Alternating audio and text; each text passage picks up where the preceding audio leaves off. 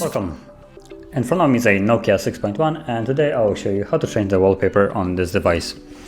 And the easiest way would be just hold your finger on the screen, anywhere apart from the icons, and then tap on wallpapers.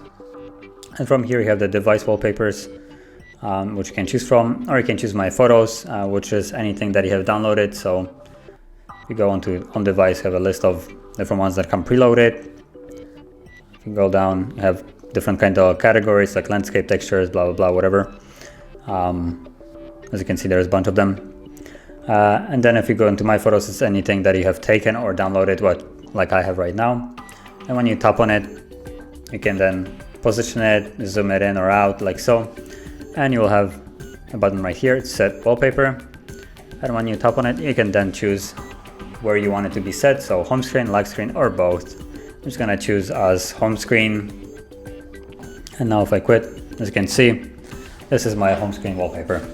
So that's basically how you would do it. Now, if you found this video helpful, don't forget to hit like, subscribe, and thanks for watching.